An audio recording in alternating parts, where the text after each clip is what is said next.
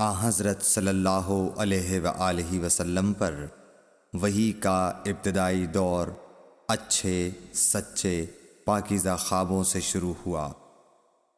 آپ خواب میں جو کچھ دیکھتے وہ صبح کی روشنی کی طرح صحیح اور سچا ثابت ہوتا۔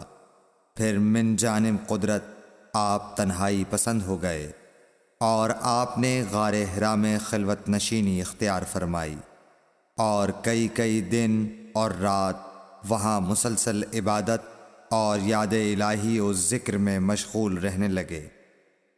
جب تک گھر آنے کو دل نہ چاہتا توشہ ہمراہ لیے ہوئے وہاں رہتے۔ توشہ ختم ہونے پر ہی اہلیہ محترمہ حضرت خدیجہ رضی اللہ تعالی عنہا کے پاس تشریف لاتے اور کچھ توشہ ہمراہ لے کر پھر وہاں جا کر خلوت گزین ہو جاتے۔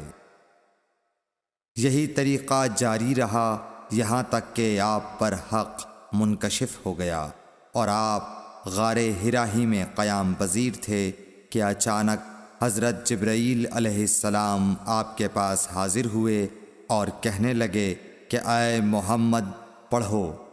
آپ فرماتے ہیں کہ میں نے کہا کہ میں پڑھنا نہیں جانتا۔ آپ صلی اللہ علیہ وسلم فرماتے ہیں کہ فرشتے نے مجھے پکڑ کر اتنے زور سے بھینچا کہ میری طاقت جواب دے گئی۔ پھر مجھے چھوڑ کر کہا پڑھو۔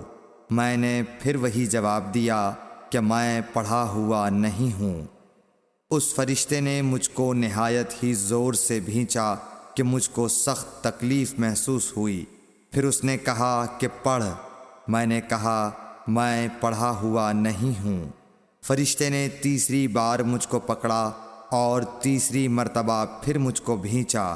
پھر مجھے چھوڑ دیا اور کہنے لگا کہ پڑھو اپنے رب کے نام کی مدد سے جس نے پیدا کیا اور انسان کو خون کی پھٹکی سے بنایا۔ پڑھو اور آپ کا رب بہت ہی مہربانیاں کرنے والا ہے۔ بس یہی آیتیں آپ حضرت جبرائیل علیہ السلام سے سن کر اس حال میں غار حرا سے واپس ہوئے کہ آپ کا دل اس انوکھے واقعے سے کانپ رہا تھا۔ آپ حضرت خدیجہ کے ہاں تشریف لائے اور فرمایا کہ مجھے کمبل اوڑھا دو، مجھے کمبل اوڑھا دو۔ لوگوں نے آپ کو کمبل اوڑھا دیا۔ جب آپ کا ڈر جاتا رہا تو آپ نے اپنی زوجہ محترمہ حضرت خدیجہ رضی اللہ تعالی عنہا کو تفصیل کے ساتھ یہ واقعہ سنایا اور فرمانے لگے کہ مجھ کو اب اپنی جان کا خوف ہو گیا ہے۔ آپ کی اہلیہ محترمہ حضرت خدیجہ رضی اللہ تعالی عنہا نے آپ کی ڈھارس بندھائی اور کہا کہ آپ کا خیال صحیح نہیں ہے۔ اللہ کی قسم آپ کو اللہ کبھی رسوا نہیں کرے گا۔ آپ تو اخلاق فاضلہ کے مالک ہیں۔ آپ تو کنبہ پرور ہیں، بے کسوں کا بوجھ اپنے سر پر رکھتے ہیں، مفلسوں کے لیے آپ کماتے ہیں، مہمان نوازی میں آپ بے مثال ہیں اور مشکل وقت میں آپ امر حق کا ساتھ دیتے ہیں۔ ایسے اوصاف حسنہ والا انسان یوں بے وقت ذلت و خواری کی موت نہیں پا سکتا۔ پھر مزید تسلی کے لیے حضرت خدیجہ رضی اللہ تعالی عنہا آپ کو ورقہ بن نوفل کے پاس لے گئیں جو ان کے چچا زاد بھائی تھے اور زمانہ جاہلیت میں نصرانی مذہب اختیار کر چکے تھے اور عبرانی زبان کے کاتب تھے۔ چنانچہ انجیل کو بھی حسب منشائے خداوندی عبرانی زبان میں لکھا کرتے تھے۔ انجیل سریانی زبان میں نازل ہوئی تھی، پھر اس کا ترجمہ عبرانی زبان میں ہوا۔ ورقہ اسی کو لکھتے تھے۔ وہ بہت بوڑھے ہو گئے تھے، یہاں تک کہ ان کی بینائی بھی رخصت ہو چکی تھی۔ حضرت خدیجہ رضی اللہ تعالی عنہا نے ان کے سامنے آپ کے حالات بیان کیے اور کہا کہ اے چچا زاد بھائی، اپنے بھتیجے محمد صلی اللہ علیہ وسلم کی زبانی ذرا ان کی کیفیت سن لیجئے۔ وہ بولے کہ بھتیجے آپ نے جو کچھ دیکھا ہے اس کی تفصیل سناؤ۔